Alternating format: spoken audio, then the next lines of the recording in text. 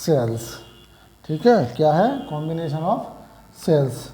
ठीक है बेटा, क्या पढ़ेंगे? कॉम्बिनेशन ऑफ सेल पढ़ेंगे। इसको निकाल देता हूँ, कॉम्बिनेशन ऑफ, ठीक है।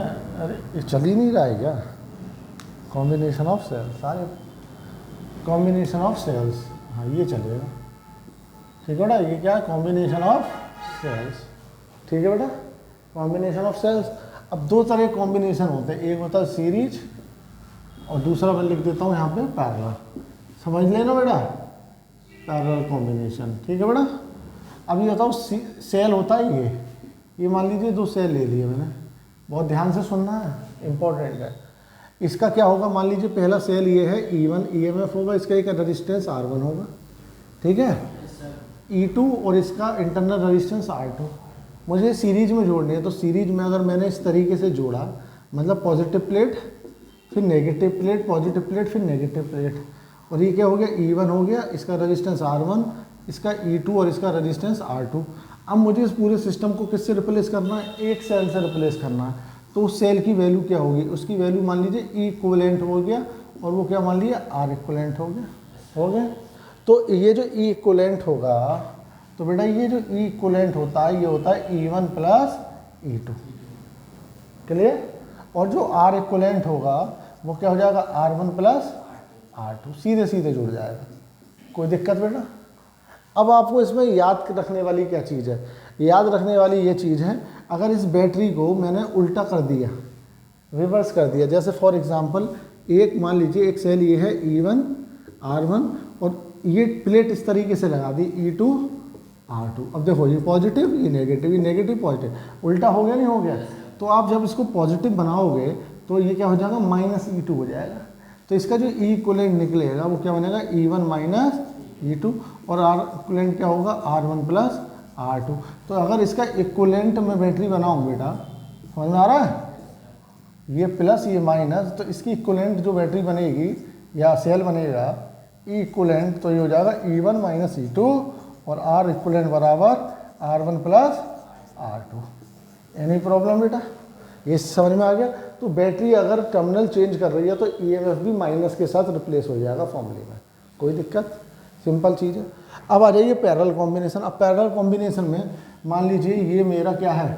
E1 है, ये R1 है। ठीक है, यहाँ पे रेजिस्टेंस बना दो इस तरह से, ये क्या है? E2, ये R2।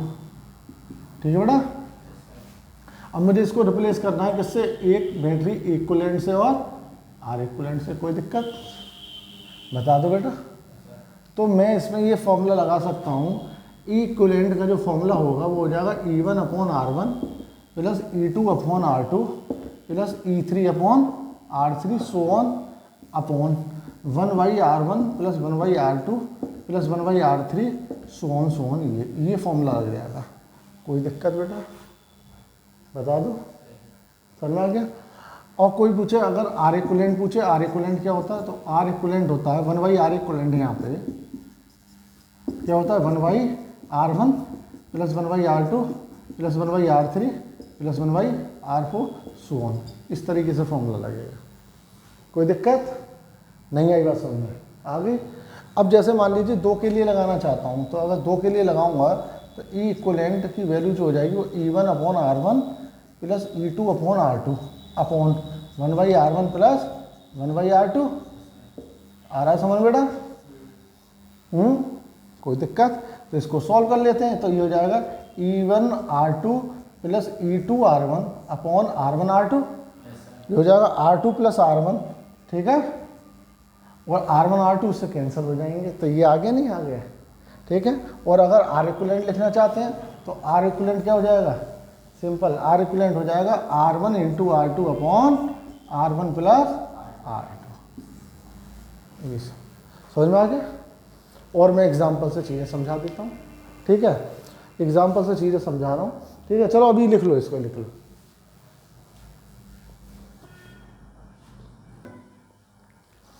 अब बेटा हम लोग अभी हमने क्या पढ़ा था? कॉम्बिनेशन ऑफ सेल पढ़ा था।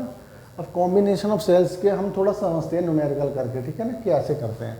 तो पहला मैंने आपको क्या बताया था बेटा? फर्स्ट मैंने आपको सीरीज के बारे में पढ़ाया था। क्या पढ़ाया था मैंने आपको पढ़ाया था सीरीज के लिए। अब जैसे मैं एग्जांपल लेके चलता हूँ, मैंने कहा बेटा ये एक सेल है और बेटा एक सेल इस तरीके का है, मान लीजिए इसका 6 वोल्ट है, 2 ओम मान लीजिए, इसका 3 वोल्ट है, इसका 4 ओम मान लीजिए। मैंने कहा मुझे इसका सीरीज में कॉम्बिनेशन लेना है, तो ये पॉजिटिव है, ये नेगेटिव, ये पॉजिटिव, ये नेगेटिव, तो ये क्या बन जाएगा, इसका इक्विवेलेंट ही आ जाएगा। पॉजिटिव से नेगेटिव ही ले रहा हूँ, दोनों एक के बाद एक जोड़ रहा हूँ सेम टर्मिनल से, तो ये और ये क्या हो जाएंगे, प्लस हो जाएंगे। तो कितना हो गया, 6 और 3 9 वोल्ट हो गया, और 2 और 4 कितना हो गया, 6 ओम हो गया। समझ में आ गया। तो इन दोनों की जगह मैं इसको रिप्लेस कर सकता हूँ, ठीक है।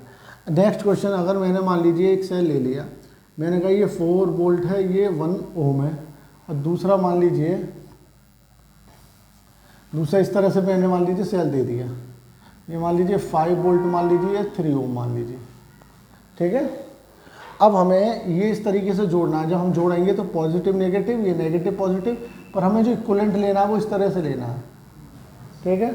तो क्या हो जाएगा, E1 प्लस E2 हो जाएगा बराबर R इक्विवेलेंट। तो E1 कितना है, 4 है, और ये कितना है, -5, बराबर क्या हो गया, इक्विवेलेंट हो गया बेटा, हो गया। तो इक्विवेलेंट की वैल्यू क्या आ गई, इक्विवेलेंट की वैल्यू आ गई -1 वोल्ट। अब R इक्विवेलेंट कितना हो जाएगा, R में कोई फर्क नहीं पड़ता है ना, R में सीधे सीधे जुड़ जाएगा, तो कितना हो जाएगा, 3 + 1 4, तो 4 ओम क्या हो गया ये। अब ये -1 वोल्ट क्या बता रहा है, -1 वोल्ट ये बता रहा है कि बैटरी आप जो उल्टी बना रहे हो, वो जो बना रहे हो वो उसको रिप्लेस कर दो टर्मिनल। तो आप किस तरह से ये बना दो, तो इसको 1 वोल्ट रख दो, और ये क्या हो गया, 1 ओम, 4 ओम हो गया, ठीक है बेटा। इस तरीके से हिसाब बन गया। कोई दिक्कत बता दो मुझे, समझ में आ गई ये बात। अब आ जाओ, इक्विवेलेंट हो गया। अब पैरेलल के लेके चलते हैं।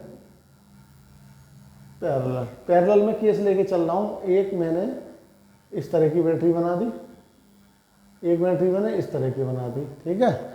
इसका इंटरनल रेजिस्टेंस 6 वोल्ट मान ले रहा हूँ, और मतलब ये EMF हो गया 2 है, ठीक है। और इसको 4 वोल्ट मान लो, ये 2 वोल्ट मान लेते हैं। मुझे इसका R इक्विवेलेंट और इक्विवेलेंट निकालना, तो इक्विवेलेंट बराबर मैंने आपको फॉर्मूला बताया था, E1 upon R1 plus E2 upon R2 upon 1/R1 plus 1/R2। अब ये देखो पॉजिटिव है, ये नेगेटिव, ये पॉजिटिव, ये नेगेटिव, दोनों सेम टर्मिनल है। कोई दिक्कत बेटा बता दो, नहीं ना। अब E1 अपॉन मतलब 6/2 प्लस, ठीक है, और वो कितना है, 4/2, ठीक है बेटा, 4/2 आ रहा समझ में। ये 6/2, ये कितना हो गया, 4/2 अपॉन 1/2 प्लस 1/2, तो ये तो 1 हो गया, तो ये हो गया इक्विवेलेंट इक्वल्स टू, ये 3 हो गया, और ये क्या हो गया, 2 हो गया, प्लस लगेगा, तो 5/1 मतलब 5 वोल्ट हो गया। R इक्विवेलेंट निकालना है, तो 1/R equivalent equals to 1/R1 plus 1/R2 लगेगा, समझ में आ रहा है। तो 1/2 प्लस 1/2 कितना हो गया, 1, तो यहाँ से R इक्विवेलेंट की वैल्यू क्या होगी, 1 ओम होगी। तो जो बैटरी आपकी बनी वो क्या बनी, 5 वोल्ट की बैटरी और इंटरनल रेजिस्टेंस 1 ओम। तो इस पूरे सिस्टम को मैं इस तरीके से रिप्लेस करा सकता हूँ, ठीक है। बता दो बेटा, समझ में आ गया। अब एक क्वेश्चन और ले लेते हैं इसका, एक क्वेश्चन मैं इधर ले लेता हूँ, उल्टा करके ले लेता हूँ सिस्टम, ठीक है। अब इसी बैटरी को ले लो, थोड़ी एग्जांपल में यही बैटरी ले लो, क्या ले लो, इसी बैटरी को। मैंने कहा वो नीचे वाला जो सेल है वो मैंने उल्टा करके लगा दिया, मतलब इस तरीके से मैंने सिस्टम कर दिया, ये 6 वोल्ट की बैटरी, ये 2 ओम है, और मैंने इसको उल्टा करके लगा दिया, मतलब रिवर्स करके, टर्मिनल को रिवर्स करके लगा दिया, तो ये 4 वोल्ट हो गया, 2 ओम। मैंने कहा इक्विवेलेंट बता दो, तो सिंपल लगेगा, E equivalent equals to E1 upon R1 plus E2 upon R2 divided by 1/R2 plus 1/R1। कोई दिक्कत बेटा। अब मुझे एक बार बताइए, ये तो सेम है, 6/2 है, ये क्या है, माइनस के साथ लोगे, क्योंकि बैटरी क्या कर दी आपने, उल्टी कर दी, तो माइनस कितना हो गया, 4/2 अपॉन 1/2 प्लस 1/2। बस यहाँ चेंज आएगा, EMF में चेंज आएगा, इसमें चेंज नहीं आएगा। आप यहाँ भी माइनस कर दो, यहाँ नहीं आएगा, तो कितना हो गया, ये हो गया 3 - 2 अपॉन 1। तो यहाँ से इक्विवेलेंट की वैल्यू कितनी हो गई, 1 वोल्ट हो गई।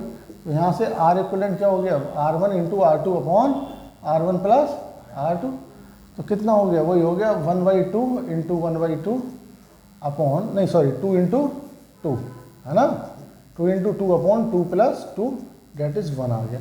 तो अगर मैं इसको रिप्लेस करूँ तो ये इस तरह से बनेगा, ये 1 वोल्ट हो गया और ये क्या हो गया 1 ओम हो गया। अब देखो बैटरी चेंज करने पे ये उल्टा हो गया, नहीं हो गया आंसर, वहाँ कुछ और आ रहा था यहाँ कुछ और आ रहा है। आर इक्विवेलेंट पे फ़र्क नहीं पड़ेगा, इस पर फ़र्क नहीं पड़ेगा, ठीक है बेटा। याद रखना बैटरी को रिवर्स करने पे जो आर इक्विवेलेंट होता है उस पर कभी फ़र्क नहीं पड़ता, चेंज क्या होगा, वोल्टेज चेंज होगा, ईएमएफ चेंज होगा कॉम्बिनेशन की वजह से, ठीक है। चलिए इसको लिख लो।